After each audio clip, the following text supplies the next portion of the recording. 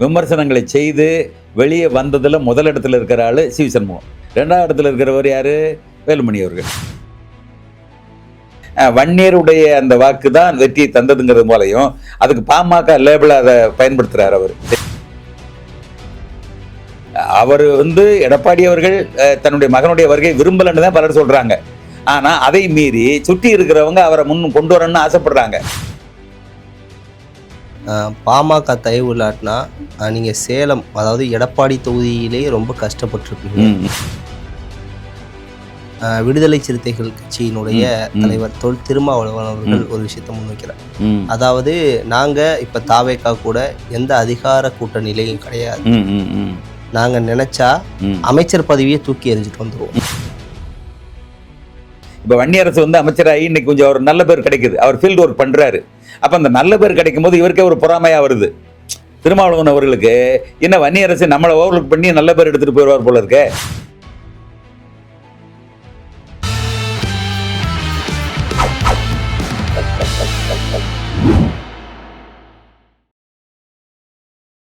ஜம் தொலைக்காட்சி நேயர்களுக்கு வணக்கம். இன்றைய சிறப்பு நேர்காணலில் நம்மோடு பேராசிரியர் ஐயா அவர்கள் இணைந்துள்ளார். அவரிடம் இன்றைய அரசியல் சூழல் குறித்து விரிவாக வாதிப்போம்.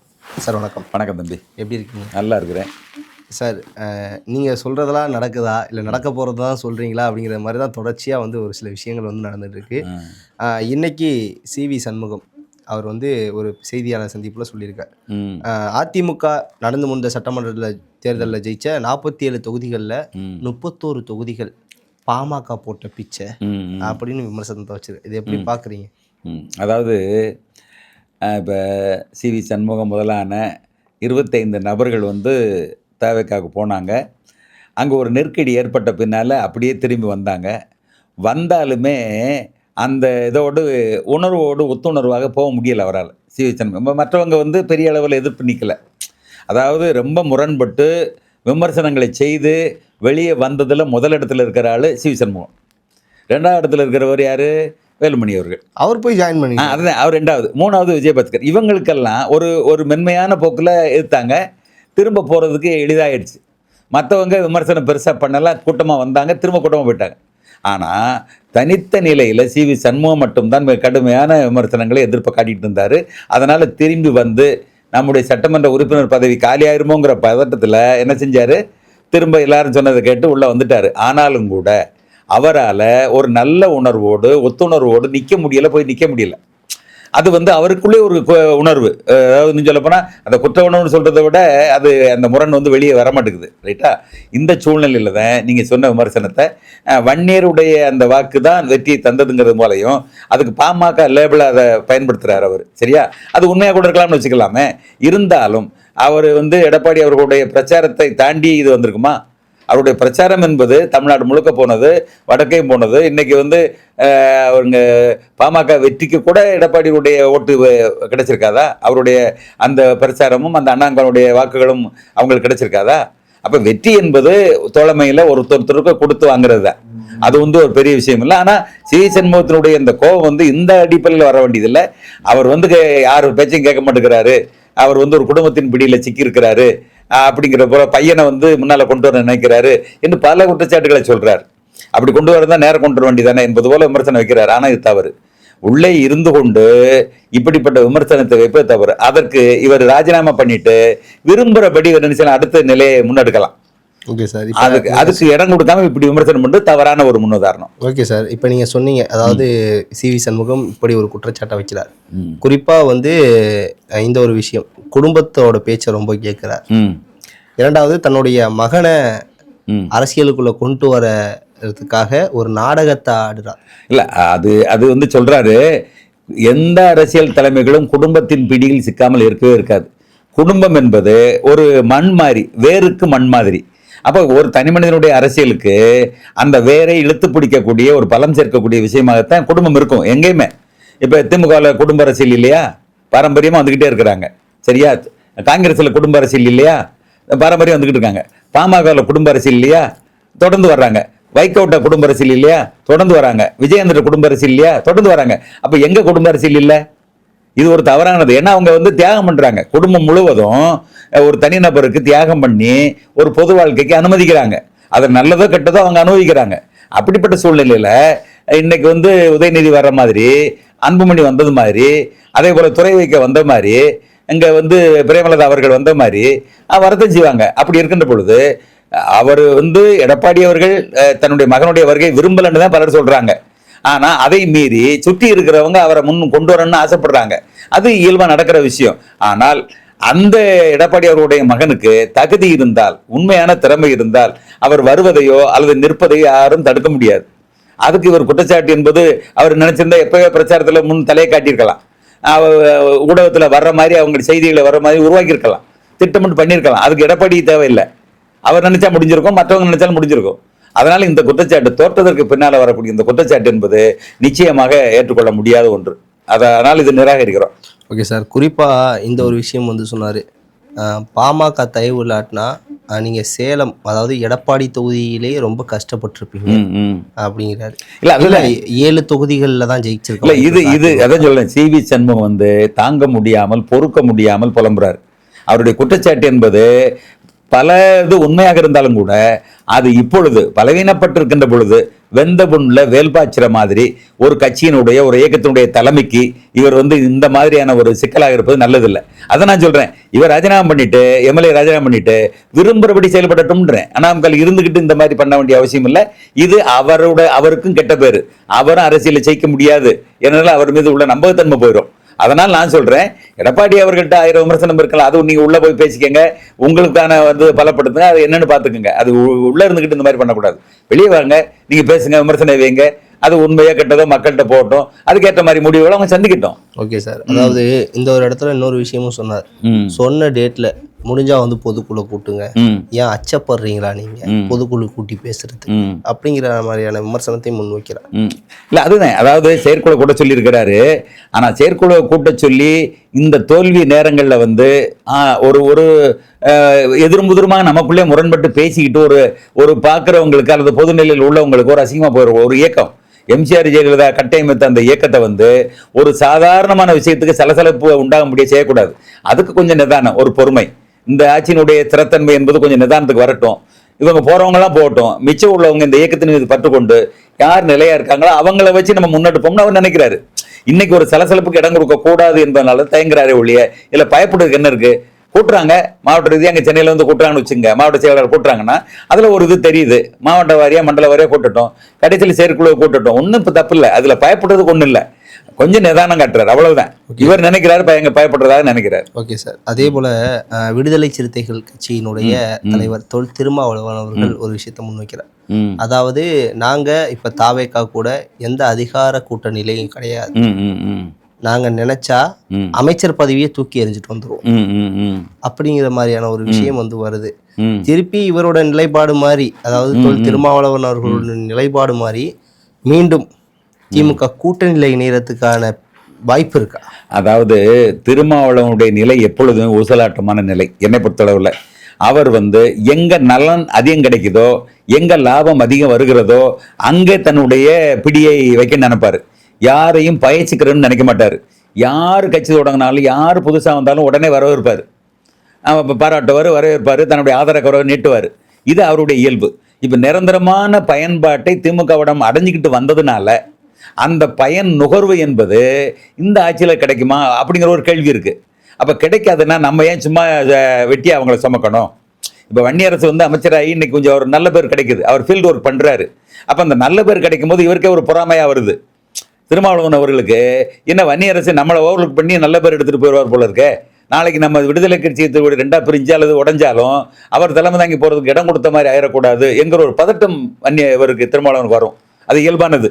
அப்போ ரொம்ப நலனை, அதிகமான பயன்களை திமுக ஆட்சியிலே திமுகவுடைய ஆதரவில் பெற்றுக்கொண்ட நிலையில் இன்றைக்கு ஒரு அமைச்சராக இருக்கிறோம் என்கிறதோடு சரி, இந்த அரசில் பங்கேற்ற அமைச்சராக இருக்கிறோம் என்பதோடு சரி, அவர்கள் பெற்று வந்த நலனை போல இந்த தாவாக அரசில் விஜயனுடைய தலைமையில் இவர்கள் நலனை பெற முடிகிறதா, நலன் பெற முடியுமா என்கிற கேள்வி இருக்கிறது. அந்த நிலையில் அவருக்கு பதட்டம் வருது. எனவே என்ன செய்யறாரு? அங்க ஒரு துண்டு இங்க ஒரு துண்டு போடுற மாதிரி, நாங்க ஒன்றும் இதுல நிரந்தரமான ஒரு கூட்டணி இல்லை, ஒரு நெருக்கடியான நிலை ஆதரவு கொடுத்தோம் அப்படின்னு சொல்லிட்டு திமுகவிலே ஒரு ஆசையை உண்டாக்குறாரு. நாங்கள் நினச்சா அதை உருவிடுவோம், அங்கே வந்துடுவோம், நீங்கள் ஒன்றும் சங்கடப்பட வேணாம், திருமாவளவனை நீங்கள் வந்து அப்படி நினச்சிட வேண்டாங்கிற மாதிரி அங்கேயும் என்ன செய்கிற ஒரு பிடியை வைக்கணும்னு நினப்பில் செய்கிறாரு. இந்த அரசியல் நம்பகத்தன்மையை தான் கெடுக்குமே ஒழிய இது ஒரு நிலைத்த அரசியல் இதுக்கு வளர்ச்சிக்கு இடம் தராது. அதனால் அவரை இந்த மாதிரியான ஒரு பேசுகிற பேச்சை, இந்த போக்கை அவர் மாற்றிக்கொண்டால் தான் நல்லது. என்னென்னா ஒரு நல்ல நம்பிக்கையோடு மக்கள் பணி செய்யக்கூடிய ஒரு அரசுக்கு நாங்கள் நினச்சா உரிவுறோம்னு சொல்கிறது வந்து அச்சுறுத்தலாக இருக்கிறது. அந்த அச்சுறுத்தலை கொடுத்தால் அவர் நல்ல அரசுக்கு வந்து அது வந்து ஒரு ஆக்கப்பூர்வமான சக்தியாக செயல்பட முடியாது.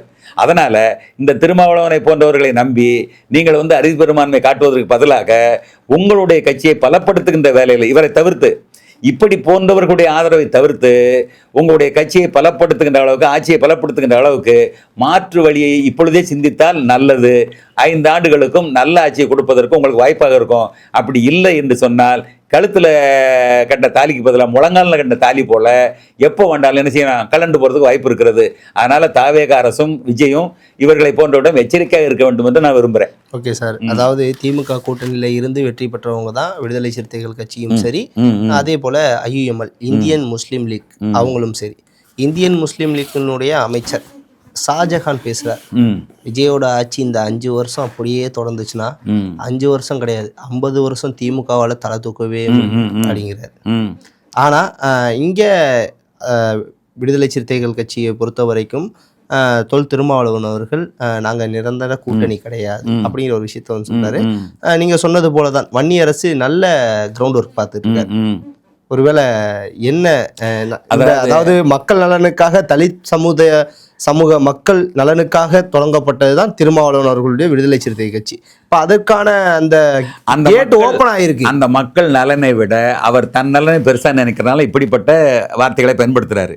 இன்னைக்கு வன்னி அரசு மக்கள் பணியை செய்வதற்கு நல்ல அதிகாரம் கிடைத்திருக்கிறது, வாய்ப்பு கிடைத்திருக்கிறது, வழி கிடைத்திருக்கிறது. அதை சரியாக பயன்படுத்தி கொண்டிருக்கிறார். அதில் பாராட்டுகள். அதான் சார். இப்போ தாவேகாவை பொறுத்த வரைக்கும் ராஜ்மோகன் ஒரு புறம், ரமேஷ் ஒரு புறம், இல்ல இப்படி பிரிக்க வேண்டாம், ராமேஸ்வரபுரம் மொத்தத்துல அந்த வகையில எங்க போனாலும் ஆய்வு நடத்துறதுல வன்னி அரசும் இருக்காரு. இல்ல அதைத்தான் நான் சொல்றேன். இப்ப வந்து நீங்க சொன்னீங்க ஷாஜகான் வந்து இதை வந்து இன்னும் 50 ஆண்டுகள் ஆனாலும் இது பண்ண முடியாதுன்னு சொல்றது காரணம் என்னன்னா, அவர் நேரடியாக மந்திரி பதவியாக இருக்கிற அமைச்சராக இருக்கிறார், அதை உணர்றாரு.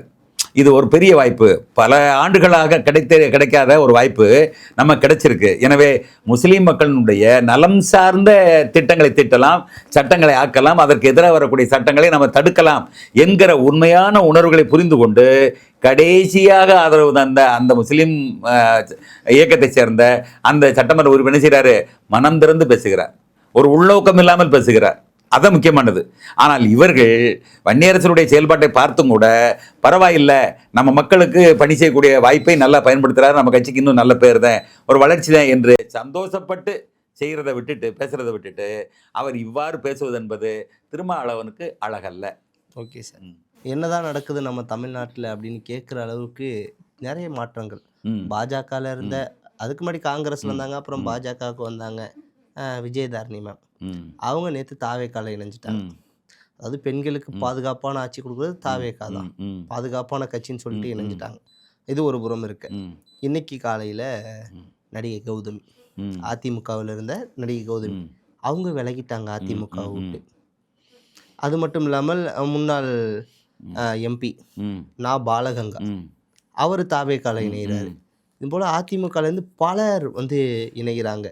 பிற கட்சியை சார்ந்தவர்களும் தாவேக்கால இணைகிறாங்க. அதே போல் இன்னொரு நியூஸ், இங்கே அதாவது சட்டமன்ற உறுப்பினராக மதுராந்தகம் தொகுதியிலிருந்து ராஜினாமா செய்யப்பட்ட மரகதம் குமரவேல் அவங்க தாவேக்கால இணைஞ்சாங்க.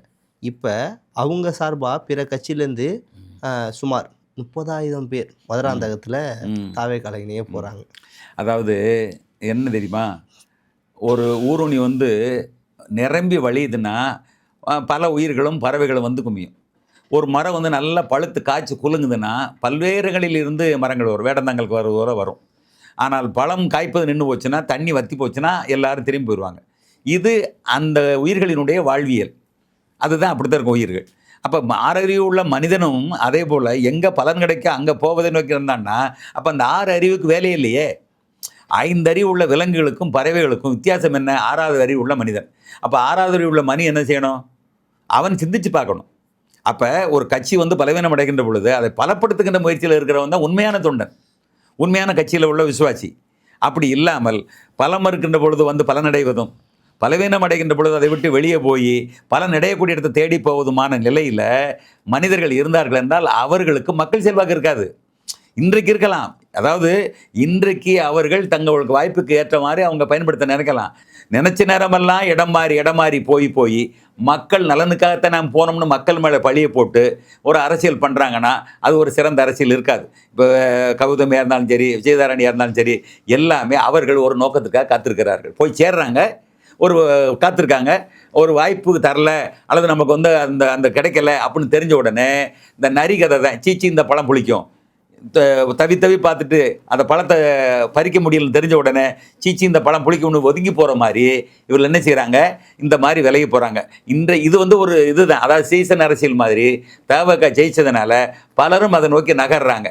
இது அந்த மனிதர்களுடைய பலவீனமான பேராசையை காட்டுகிறது, அவருடைய குறுகிய புத்தியை காட்டுகிறது. அதுக்காக இவர்கள் பூரா கொள்கை பிடிப்புள்ளவருங்க, இவங்கெல்லாம் இப்படி கூட்டம் போயிட்டாங்களே என்று யாருமே பதறப்பட வேண்டியதில்லை. அண்ணாமங்க தலைமையும் பதட்டமடைய தேவையில்லை. அதுதான் சொல்கிறேன்ல, திமுகவில் ஒரு மிகப்பெரிய தோல்வியை சந்திச்சு கலைஞர் மட்டும் ஜெயிக்கக்கூடிய வாய்ப்பு வந்தபோது கூட அது மீண்டும் எழுந்து வந்தது. அதுதான் அந்த ஒரு இயக்கத்திற்கான கட்டுமானம். அதே போல் அண்ணாமகாவுக்கு அவர் வந்து பலவீனப்படுத்துகிறாங்க, அந்த தலைவரை பலவீனப்படுத்துகிறாங்க, அவருடைய உழைப்பை உதாசீனப்படுத்துகிறாங்க. அதையும் தாண்டி அவர் நிற்கிறாரு என்றாலும் கூட காலம்தான் பதில் சொல்லணும். இன்றைக்கி அண்ணாமலை வர வந்துட்டார், விஜயனுடைய வரவுக்கு பின்னால் அண்ணாமலை வந்திருக்கிறாரு, ஏற்கனவே உதயநிதி வேறு இருக்கிறாரு, சீமான் வேறு இருக்கிறாரு. இந்த இளைய தலைமைகளினுடைய முன்னெடுப்புகள் செயல்பாடுகள் எல்லாம் மக்கள்கிட்ட எப்படி வரவேற்பு பெறுகிறது என்பதை பொறுத்து தான் அடுத்த தேர்தலுடைய வெற்றி தீர்மானிக்கப்படும். இப்போ விஜய் வந்ததுனால இதே வெற்றி தொடர்வார் என்று கற்பனை செய்வதெல்லாம் அது இல்லை. அவங்களுடைய செயல்பாடு நல்லா இருக்கிறது என்று சொன்னால் இது தொடர்ச்சியை வந்து தடுக்க முடியாது. அமைச்சர் ஆதவர்ஜுனா ஒரு இடத்துல பேசுகிறார், அதாவது நீங்கள் புரோட்டோகால் பேசுகிறீங்க மேயர், திமுகவில் முடிஞ்சா ஒரு மேயர் பதவி கூட இதுக்கப்புறம் ஜெயிக்க முடியாது, எழுதி வச்சு. அதாவது ஒரு அரசியல் பக்குவம் இருந்தால், அனுபவம் இருந்தால் இப்படிப்பட்ட சவால்களை விட மாட்டாங்க. வார்த்தை ஜாலங்களில் சவால் விடுவது என்பது அவருடைய செயல்திறனை குறைக்கும். அவங்க நினைக்கிறாங்க, அதாவது இந்த மாதிரியான ஒரு இது வந்து ஒரு வகையான அகந்தை. ஒரு மிகப்பெரிய வெற்றியை பெற்றோம், நம்மளை அசைக்க முடியாது, நம்மளை நோக்கி எல்லாரும் வர்றாங்க, அப்போ நம்ம வந்து ஒரு உயரமான இடத்துல பரவசம் களத்தில் இருக்கிற பாம்பு மாதிரி இருந்துக்கிட்டு சீண்டி பார்க்கக்கூடாது. ஜனநாயகம் என்பது யாருக்கும் எந்த வாய்ப்பும் எப்படியும் வரலாம். நீங்கள் உங்களுடைய செயல் திட்டத்தை சரியாக அமைச்சு மக்கள் பணி செய்யுங்க, வெற்றியை பெறுங்க. அதுக்காக சவால் விட்டு இப்படியெல்லாம் பேசுவது என்பது ஒரு நல்ல தலைமைக்கு, ஒரு நல்ல கட்சியில் இருக்கக்கூடிய ஒரு அமைச்சருக்கு இது அழகல்ல. நேற்று வரை அப்படிதான் தெரியாது, இப்போ மக்கள் பிரதிநிதி எல்லோருக்குமான தலைமையில் அமைச்சராக இருக்கார். அதனால் அவர் வந்து வார்த்தையை கொஞ்சம் கட்டுப்படுத்தி பேச வேண்டும் என்பதுதான் என்னுடைய விருப்பம். ஓகே, அதே போல் இப்போ இருக்கக்கூடிய இளைய அமைச்சர்கள் நிறைய பேர், இளைஞர்கள் எல்லாம் சொன்னது மாற்றம் கிடைக்க போகுது அப்படிங்கிற மாதிரியான விஷயங்கள் சொல்கிறாங்க. ஒரு சிலது மாற்றம் நடந்தது போல ஒரு சில விஷயங்கள். இப்போ இந்து அறநிலையத்துறை அமைச்சர் ரமேஷ் அவர்கள் எல்லா கோவில்களுக்கும் சென்று பார்வையிடுறார், ஆய்வு செய்கிறார். மதுரை மீனாட்சி அம்மன் கோவிலில் மக்களாக சேர்ந்து அம்மன் தரிசனம் பண்ணுறோம். இது ஒரு புறம். இன்னொரு புறம் தாவேகா சட்டமன்ற உறுப்பினர் இளங்கோவன் அவர்கள் தன்னோட பொண்ணை அரசு பள்ளியில் சேர்க்கிறார்.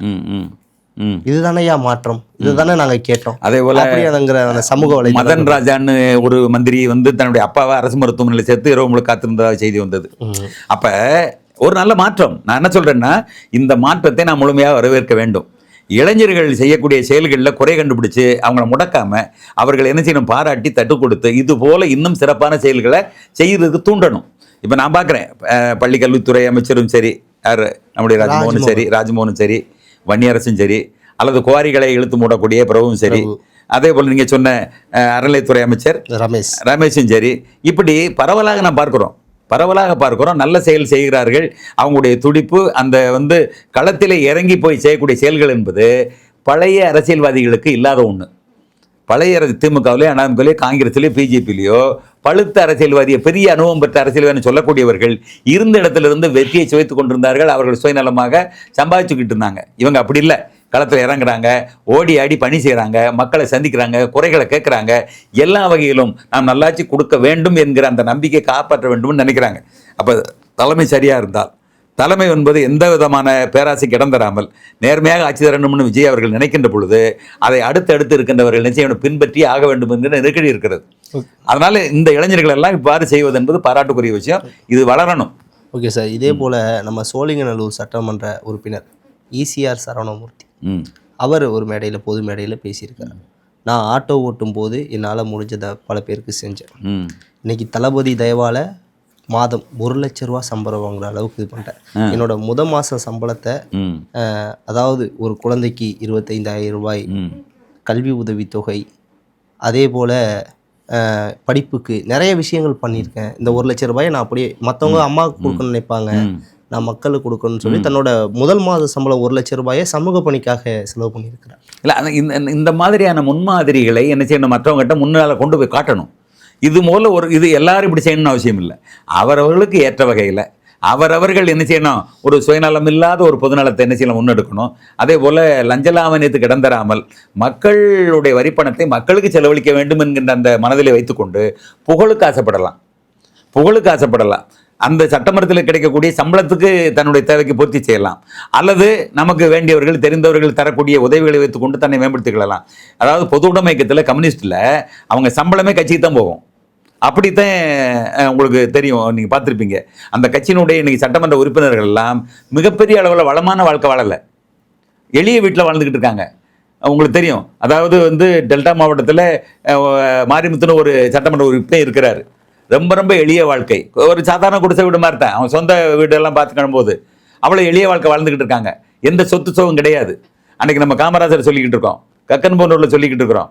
அதுபோல் இன்றைக்கும் இந்த பொது உடைமையில் இருக்கக்கூடிய சிலர், வெகு சிலர், தாப்பாண்டியன் போன்ற ஆட்களாக நான் சொல்லலை, இந்த மருந்து போன்றவர்களுடைய அந்த வாழ்க்கை என்பது ரொம்ப எளிய வாழ்க்கை. அப்போ அது போன்ற வாழ்க்கையை இந்த தாவேக்காவில் இருக்கக்கூடிய சட்டமன்ற உறுப்பினர்களும் பின்பற்றுகிறார் என்று சொன்னால் அது மிகப்பெரிய பாராட்டுக்குரிய விஷயம். கட்சி தான் தாவேக்கா ஒழிய, ஆனால் எளிய வாழ்க்கையினால் பொது உடைமை கட்சிக்கு இணையாக என்ன செய்கிறாங்க, தங்களை மாற்றிக்கொண்டிருக்கிறார்கள். இப்படிப்பட்ட இந்த நிலை மற்ற சட்டமன்ற உறுப்பினர்களுக்கு வர வேண்டும் என்பதுதான் என்னுடைய விருப்பம்.